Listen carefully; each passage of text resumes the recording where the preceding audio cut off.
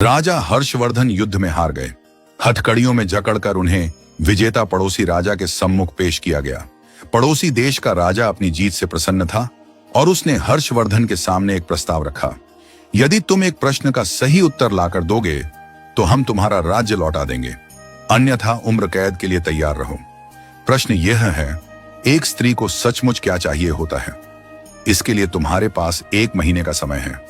राजा हर्षवर्धन ने यह प्रस्ताव स्वीकार कर लिया। हर्षवर्धन जगह जगह गए। उन्होंने विद्वानों, साधुओं, राजमहल की रानियों, घरेलू स्त्रियों, नृत्यांगनाओं, वेश्याओं और साध्वियों से यह प्रश्न पूछा। किसी ने कहा स्त्री को सोना चांदी और आभूषण चाहिए, किसी ने कहा प्रेम और सम्मान चाहिए, किसी ने कहा पति, बेटा, पिता और परिवार चाहिए, तो किसी ने कहा सत्ता और संन्यास चाहिए। लेकिन इन उत्तरों से हर्षवर्धन को संतोष नहीं हुआ।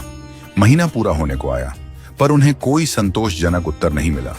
तभी किसी ने सुझाव दिया कि दूर देश में एक जादूगरनी रहती है जो हर सवाल का उत्तर जानती है। हर्षवर्धन अपने मित्र सिद्धराज के साथ जादूगरनी के पास पहुंचे और अपना प्रश्न दोहराया।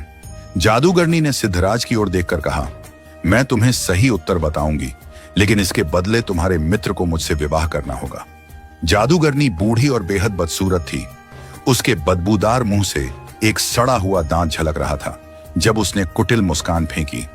हर्षवर्धन ने अपने मित्र को इस कठिन परिस्थिति में नहीं डालना चाहा और इनकार कर दिया, परंतु सिद्धराज ने अपने मित्र के जीवन और राज्य की रक्षा के लिए जादूगरनी से विवाह करने का निर्णय लिया। जादूगरनी ने उत्तर दिया, स्त्रियां स्वयं निर्णय लेने में आत्मनिर्भर बनना चाहती हैं। हर्षवर्धन को यह उत्तर उचित लगा। पड़ोसी राज्य के राजा ने भी इसे स्वीकार किया और हर्षवर्धन को उनका राज्य लौटा दिया। इधर सिद्धराज और जादूगरनी का विवाह हो गया।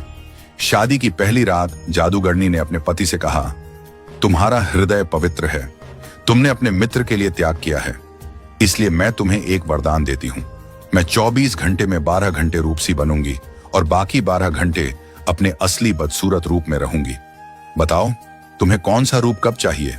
सिद्धराज ने प्रेम पूर्वक कहा, प्रिय, यह निर्णय तुम्हें ही करना है।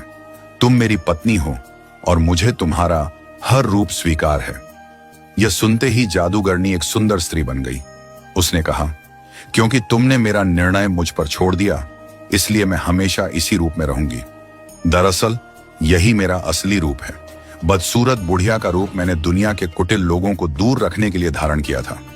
सामाजिक व्यवस्था ने स्त्री को प्रतंत्र बना दिया है, लेकिन मानसिक रूप से कोई भी स्त्री प्रतंत्र नहीं होती। जो लोग अपनी पत्नी को घर की मालकिन बना देते हैं वे अक्सर सुखी जीवन व्यतीत करते हैं। आप भले ही स्त्री को मालकिन न बनाएं, लेकिन उसकी जिंदगी का एक हिस्सा उसे मुक्त कर दें ताकि वह अपने निर्णय स्वयं ले सके।